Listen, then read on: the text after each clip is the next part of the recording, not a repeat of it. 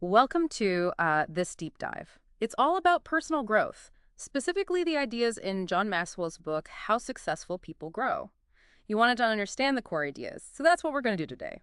Extract those golden nuggets that'll really help you right now. Yeah, it's a really practical book. It's not just another self-help book. It's packed with insights and actionable advice. Absolutely. And that really comes across, like one of the things that struck me was his emphasis on intentionality. Yeah. He makes it clear that growth doesn't just happen. Yeah, it's a decision. You have Yeah. to choose it, then Yeah. you have to act. But Maxwell recognizes that we often fall into what he calls growth gap traps. Right. The growth gap traps. Yeah. I've definitely experienced that, especially the knowledge gap. You know that feeling where you don't even know how to grow, let alone where to start. Yeah, that's super common. Yeah. We tell ourselves we don't have the right information or resources, or sometimes it's a timing gap. We think it's just not the right time to focus on personal development. Yeah. We convince ourselves that later will be better, like once things settle down. But Maxwell has this anecdote about shifting his perspective from worrying about how long growth takes to focusing on how far he could go.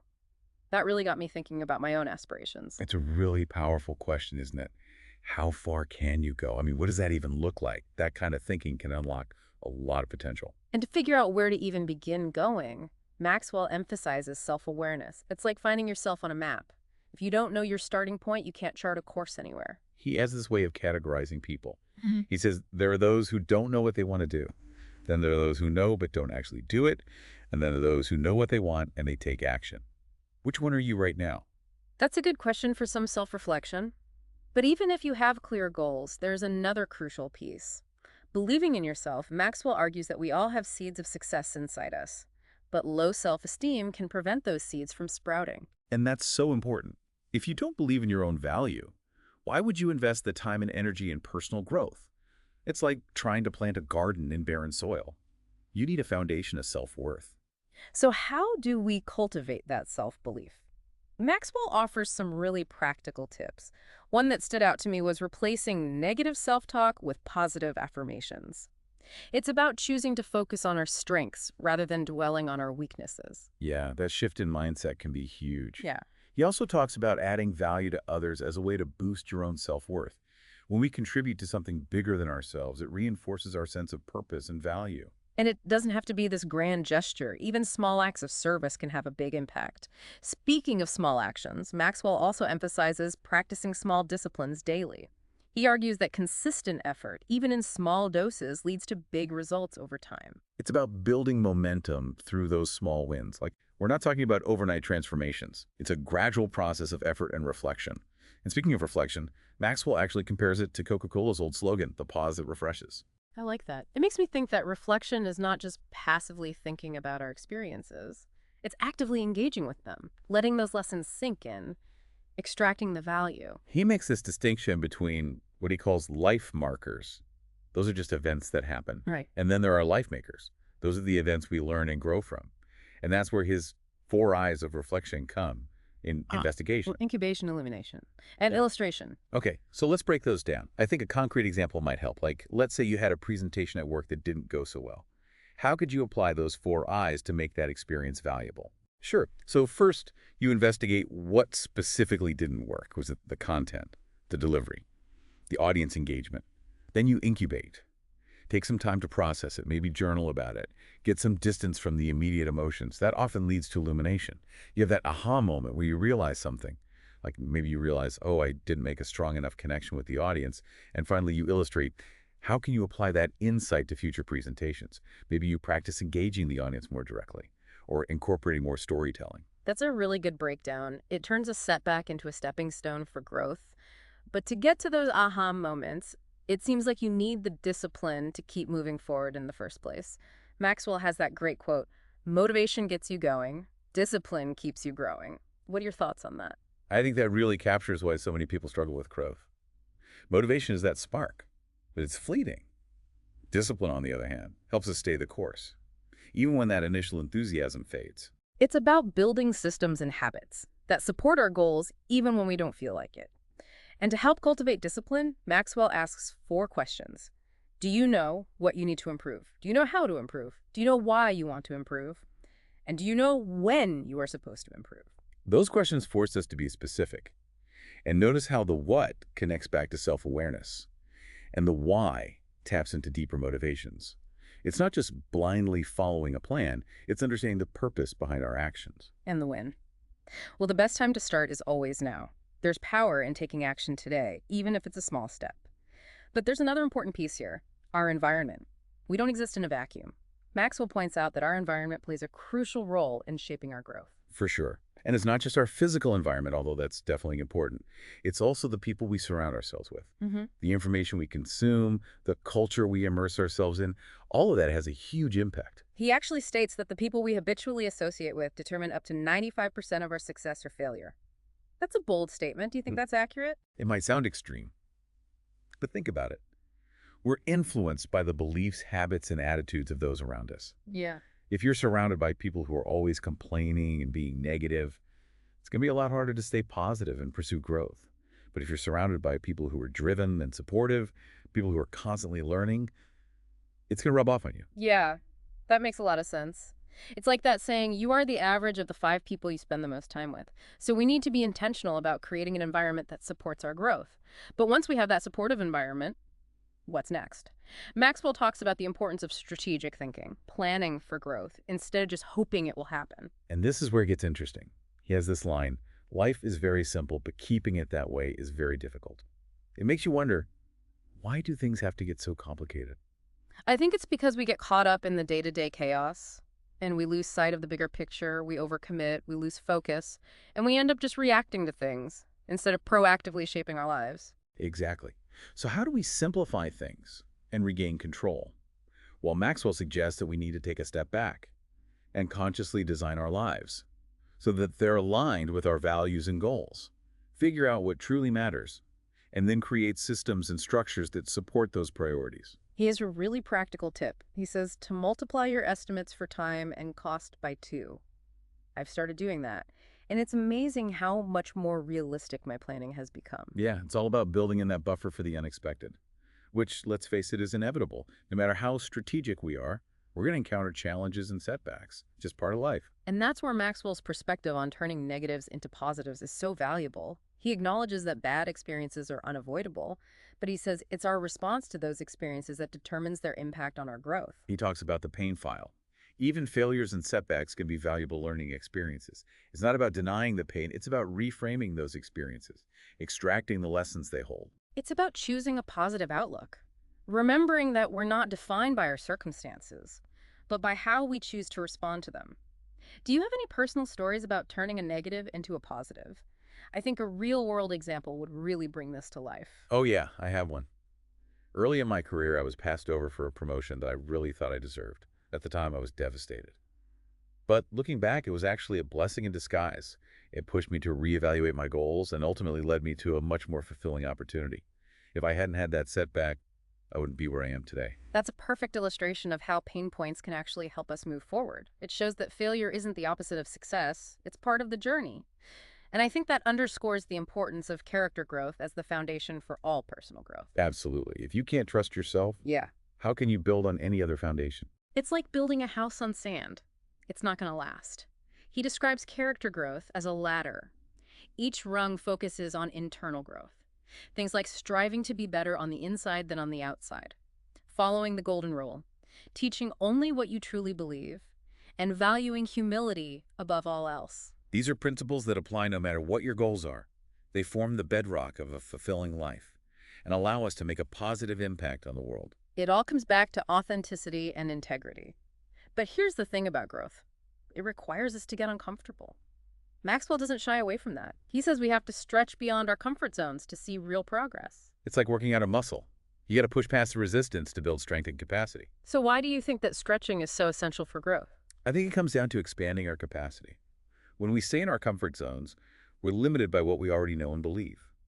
Stretching forces us to confront our limitations, to learn new things, to develop new skills, to expand our perspective. It's in those moments of discomfort that we really grow. That makes a lot of sense. And to stretch effectively, we need to be clear about our why. What are those internal motivations that drive us? What do we want to achieve? What do we hope to become? Once we have that clarity, we can start making those strategic trade-offs that Maxwell talks about. Because let's be honest, growth often means letting go of something to gain something better. Exactly. Maxwell says that unsuccessful people make bad trade-offs. Average people make few trade-offs. And successful people make good trade-offs. It's not about avoiding them altogether. It's about making conscious choices that align with our values and goals. So it's not really a sacrifice, it's more like an opportunity. It's Hmm. about recognizing that we can't have it all, at least not all at once. We have to make choices. And those choices determine the direction of our growth. Do No. you have any personal examples of trade-offs that have ultimately led to positive growth for you? Sure. One that comes to mind is when I decided to leave a stable job. It was a good job, but it wasn't fulfilling. And I decided to pursue a more challenging, but ultimately more rewarding career path. It was risky, Yeah. but it was an investment in my long-term growth and happiness. That's a great example. It shows that sometimes we need to take risks, make those tough decisions in order to create space for the kind of growth we want. And it's not always easy, but it's often necessary. And I think that leads us to another crucial element of Maxwell's philosophy, the power of asking why. He believes that curiosity is essential for lifelong learning, and we should always strive to cultivate that beginner's mindset. That's something so many of us lose as we get older. We get stuck in our routines. We stop questioning things, and we become complacent. But Maxwell says we can reclaim that childlike wonder if we're intentional about it. He suggests making why our favorite word. It's about challenging assumptions, seeking deeper understanding, approaching life with an open and inquisitive mind. What are some other ways we can cultivate that curiosity? Well, I think it starts with believing that we can be curious. Sometimes we tell ourselves that we're not the curious type or we're too old to learn new things. But that's just limiting self-talk. We all have the capacity for curiosity. We just need to create space for it. Reading widely, engaging in conversations with people from different backgrounds, trying new things. All those things can help. And if we're feeling lost or stuck, Maxwell suggests finding a good mentor, someone who's been there before and can offer guidance. But he stresses that we need to choose wisely. A good mentor isn't just someone who's successful. They need to embody the values and qualities we admire, and they need to genuinely care about our growth. That's key. We need to be selective about who we allow to influence us. A good mentor will challenge us, support us, and inspire us to be our best. Maxwell actually provides a list of criteria for choosing a good mentor. Things like, are they a worthy example? Are they available? Do they have proven experience, wisdom? Do they offer friendship and support? And do they have good coaching skills? It's a pretty comprehensive list. And it's important to remember that mentorship is a two-way street. We need to be willing to put in the work, to be open to feedback, and to be proactive in seeking guidance. That's a great point. It's not just about passively receiving wisdom. It's about actively engaging in the learning process. And I think that leads us back to one of Maxwell's core principles, enlarging our potential. Yeah. He emphasizes that potential is not fixed. It's something we can constantly develop and expand. He tells us to shift our thinking from can I to how can I. It's about adopting that growth mindset, believing that we're capable of more than we think. That's a powerful shift in perspective. Yeah. It's about changing how we think about our capacity. How does Maxwell suggest we go about increasing our capacity for action? He has a few pieces of advice. First, stop doing only what you've always done. Push yourself beyond your comfort zones. Take risks. Experiment with new approaches. He also says to do more than what's expected. Go above and beyond. Exceed expectations. Strive for excellence in everything you do.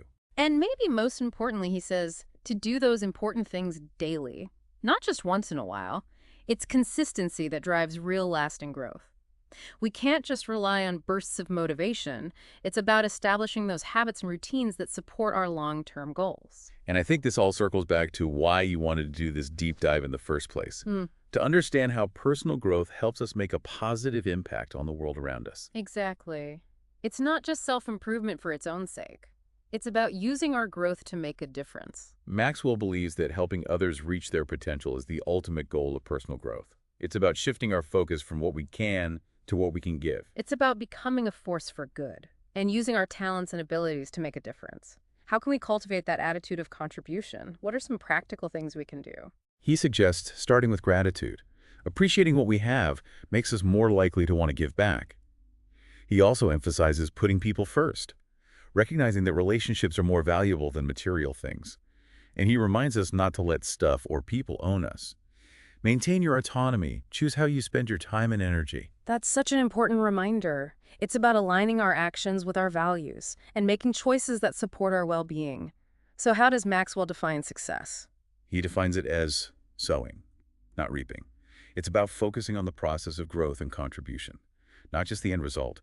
It's about the journey, not the destination. That's a powerful perspective. It takes the pressure off of achieving some arbitrary definition of success and allows us to focus on what really matters, living a life of purpose and meaning. It's a perspective that I really connect with. It takes the focus off of some distant finish line and allows us to appreciate the growth and learning that happen along the way. And I think that shift in focus makes it less daunting, more sustainable. We're not striving for perfection. We're just striving to be a little bit better each day. But with all these principles and strategies, it can still feel overwhelming to know where to start putting this into practice. Don't you think? You're right. It's easy to get lost in the information and feel paralyzed by all the options. Mm-hmm. But Maxwell doesn't just leave us with a bunch of abstract concepts.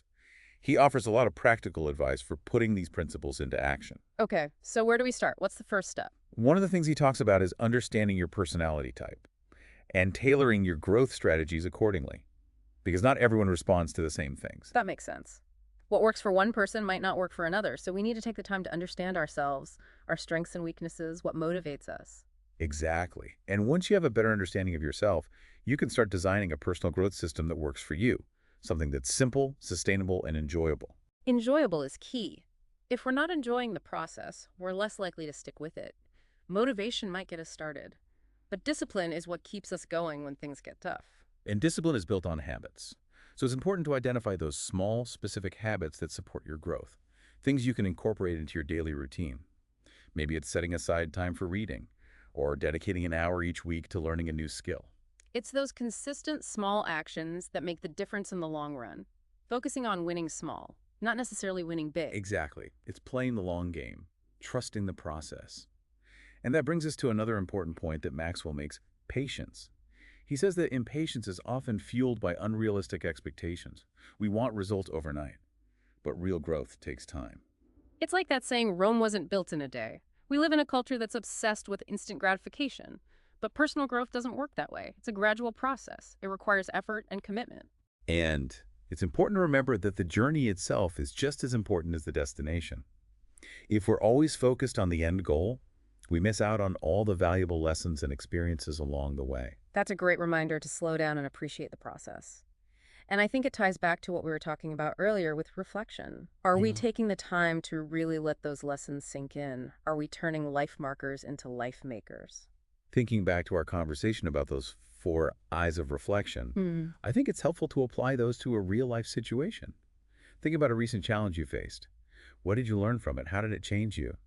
And how can you apply those lessons to future situations? That's a really powerful exercise. It forces us to move beyond just acknowledging what happened and to really dig into those underlying lessons and insights.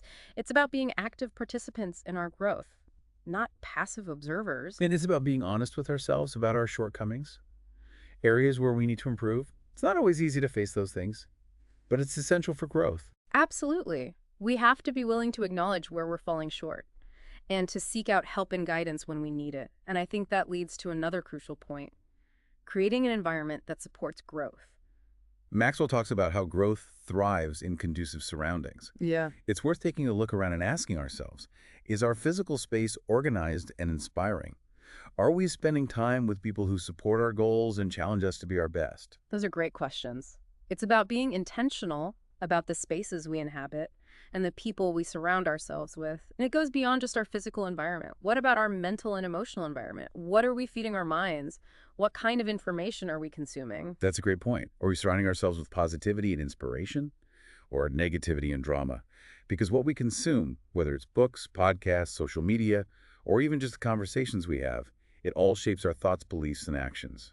It's about being mindful of the seeds we're planting in our minds, making sure they're the kinds of seeds that will support the growth we want. And it's not just about our environment. It's about our approach to planning and action. Exactly. Maxwell encourages us to be strategic about our growth. Set clear goals, identify your priorities, develop a plan to achieve those goals. It's not about hoping for the best. It's about taking proactive steps to shape our future. He talks about creating systems that support our growth. What are our systems for learning, for reflection, for accountability? Do we have structures in place that make it easier to stay on track and make progress? Those systems are so important. They provide the framework for consistent action. And I think it all comes back to one of the core themes we've been discussing. Persistence growth is a marathon, not a sprint. There will be setbacks, there will be challenges, And there will be times when you want to give up. But it's Yeah. about dusting yourself off, recommitting to the journey. And remembering that those setbacks are often our greatest teachers. Exactly. Failure is not the opposite of success. It's part of the process. Maxwell encourages us to view those pain points as valuable data, feedback that helps us refine our approach and make better choices in the future. It's about being willing to learn from our mistakes, adapt our strategies, and keep moving forward, even when it's tough. And to do that effectively, we need to be honest with ourselves about our shortcomings, about our blind spots. We need to seek out feedback from others, be open to different perspectives. Because even though personal growth is an individual journey, it's not something we do in isolation. We need support, we need accountability, and we need mentors and role models to inspire us and guide us along the way. Thinking back to what we discussed about finding a mentor, it's worth thinking about the people who have already had a positive impact on your growth. What qualities do they have? What lessons did they teach you? And how can you seek out more of those relationships? Those are great questions. It's about being intentional about building relationships with people who support our growth, who challenge us to be our best selves. And it's also about recognizing when certain relationships might be holding us back. If you're surrounded by people who are negative, critical, or unsupportive, it's going to be hard to thrive. It's about creating healthy boundaries, surrounding yourself with people who uplift and inspire you. And if we're feeling lost or stuck, it's okay to reach out for help. There's strength in community. We don't have to do this alone. There are so many resources out there, mentors, support groups, coaches, online communities. It's about finding what works for you and creating a support system that will help you stay on track and achieve your goals. And I think it all ties back to the idea that personal growth isn't just about improving ourselves. It's about making a positive impact on the world. Absolutely. When we grow, we inspire others to grow. And that's how we create a ripple effect of positive change. Yeah. It really shifts the focus, doesn't it? It takes it off of some finish line in the distance and lets us appreciate the growth that happens along the way. It makes the whole process seem less daunting and more sustainable, I think. We're not striving for perfection, just to be a little bit better each day. But with all these principles and strategies, it can be overwhelming, Like, where do you even start putting all of this into practice? You're right. It's easy to feel lost, Hmm. paralyzed by indecision. But Maxwell doesn't just leave us hanging. He gives us practical advice Hmm. for how to translate these principles into action. Okay, so where do we start? What's step one? Well, one of the things he emphasizes is understanding your personality type and then tailoring your growth strategies to fit that. Because not everyone responds to the same things. That makes sense. Something that works for one person might not work for someone else. So we have to take the time to understand ourselves, our strengths, our weaknesses, what motivates us. Exactly. And once you understand yourself, you can start to design a personal growth system that works for you.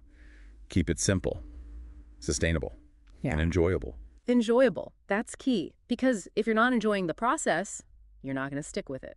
Motivation might get you started, but it's discipline that keeps you going when things get tough. And discipline is all about habits. So it's about finding those small, specific habits that you can build into your daily routine, things that will support your growth. Maybe it's setting aside time for reading or learning a new skill. Those consistent small actions really do add up over time, don't they? It's about winning small, not necessarily winning big. Exactly. Playing the long game, trusting the process. Which brings us to another thing. Maxwell talks about patience. He says that impatience comes from unrealistic expectations. We want to see those results overnight, but real growth takes time. It's like that saying, Rome wasn't built in a day. We live in a world that's obsessed with instant gratification. But personal growth is different. It's a gradual process. It takes effort and commitment. And remember, the journey is just as important as the destination.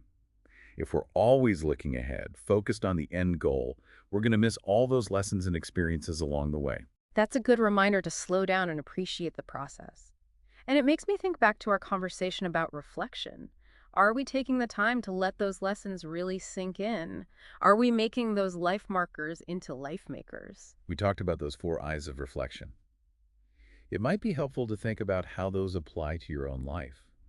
Think about a recent challenge you faced. What did you learn from it? How did that experience change you? And how can you take those lessons and apply them to future situations? It's a powerful exercise. It makes you go deeper than just acknowledging something happened. You have to dig into those underlying lessons and insights. Become an active participant in your growth, not just a passive observer. And it's about being honest with yourself, about your weaknesses, areas where you can improve. I know it's not always easy to face those things, but it's crucial for growth. Absolutely. We have to be willing to acknowledge those shortcomings and to get help when we need it. And I think that brings us to another important point, creating an environment that's conducive to growth. Maxwell says growth thrives in conducive surroundings. So take a look around. Ask yourself, is your physical space organized and inspiring? Are you spending time with people who support you, people who challenge you to be your best? Those are great questions. It's about being intentional about your environment, the spaces you're in, the people you're with. But it's more than just our physical surroundings. What about our mental and emotional environment? What are we feeding our minds? What are we reading? What are we watching? That's so important. What are you surrounding yourself with? Positivity and inspiration, Hmm. or negativity and drama? Because everything you take in, the books, podcasts, social media, even just the conversations you have, they shape your thoughts and beliefs and Hmm. ultimately your actions. It's about being mindful of what you're planting in your mind, making sure it's the kind of stuff that will help you grow. And it's not just about the environment, it's about how we approach planning and taking action. Right? Maxwell encourages us to be strategic about our growth. Set clear goals, figure out your priorities, and make a plan to achieve those goals. It's not about just hoping things will work out. It's about taking control, shaping your future. He talks about creating systems that will support your growth. So, what systems do you have for learning, for reflecting, for accountability? What structures are in place to keep you on track and help you make progress? Those systems are crucial. They provide the framework, make it easier to take consistent action. And that brings us back to something we've been talking about, persistence. Because growth is a marathon. It's not a sprint. There will be times when you stumble, when things get tough, when you want to give up. But you have to dust yourself off and keep going. Right. And those setbacks, they can be some of our best learning experiences. Exactly. Maxwell says don't look at failure as the opposite of success. Look at it as data, as feedback that can help you course correct, make better choices in the future. It's about learning from your mistakes, adapting your strategies, and just keep moving forward, even when it gets hard. And to do that well, you have to be honest with yourself about where you need to improve, where your blind spots are, get feedback from others, be open to hearing different perspectives. Because even though personal growth is a personal journey, it's not something we do alone. We need support. We need people to hold us accountable. We need mentors and people we admire to show us the way. Thinking back to what we discussed about mentors, it might be good to think about the people who have already made a positive impact on your life. Think about their qualities, the lessons they've taught you, and think about how you can build more relationships like that. Those are really good points. It's about being intentional about the relationships you build, surrounding yourself with people who believe in you, people who challenge you to grow, and also recognizing those relationships that might be holding you back. If you're around people who are always negative or critical, it's going to be tough to thrive. It's all about creating healthy boundaries, being around people who lift you up, who inspire you. And if you're feeling lost or stuck, don't be afraid to ask for help. There's strength in numbers. We don't have to do this alone. There are a ton of resources available to us. Mentors, support groups, coaches, online communities. Find what works for you. Create a support system that will help you reach your goals. It all comes back to that idea that personal growth isn't just about you, it's about making a positive impact on the world. Exactly. Yeah. When you grow, you inspire others to grow as well. And that creates a ripple effect, a wave of positive change. It really is amazing, to think about how connected we all are and how our own growth can affect the world around us. That's pretty inspiring. It is. And it speaks to the fact that personal growth isn't just about us as individuals. It's about becoming better so we can contribute to something bigger. Yeah. A lot of what Maxwell writes seems to come back to that idea that personal growth should make a positive difference in the world. But how does that actually play out in our daily lives? You're right. It can be hard to see the connection, but when you break it down, there's so many ways it shows up. It could be mentoring someone at work, volunteering in your community, or even just being a more present and supportive friend or family member. It's about taking what you've learned and using it to help others. And it doesn't have to be some huge thing. Right. Sometimes the smallest actions can make a big difference. It's like that saying, be the change you wish to see in the world. That's such a good quote. It reminds us that we don't have to wait for someone else to come along and make things better. We can start with ourselves. Exactly. And here's the thing. When we help others grow, we actually grow ourselves. It's like this amazing cycle of growth and contribution. This has been such a thought-provoking conversation. I'm really glad we did this deep dive into Maxwell's book with you today. That's the power of being intentional about growth. It's Yeah. not just about reading or listening to information. It's about letting it sink in, letting it change us. So what now? What's one small step we can take today to start putting these principles into action? Well, maybe it's finally starting that project you've been putting off, or reaching out to a potential mentor, or maybe it's just committing to practicing gratitude every day. The key is to just do something. Don't wait for the perfect time or for everything to line up. The best time to start is always right now. And remember, growth is a journey, not a destination. There will be bumps in the road times when you want to quit, but as long as you're committed to the process, you'll keep moving forward. Well, we hope this deep dive has given you some valuable insights and maybe even a renewed sense of purpose. And remember, this deep dive was created just for you, based on what you wanted to learn about personal growth. As you continue on your own journey, we encourage you to go back to Maxwell's book, How Successful People Grow, and read it with these new perspectives in mind. Until next time, keep learning, keep growing, and keep striving to make a positive difference in the world.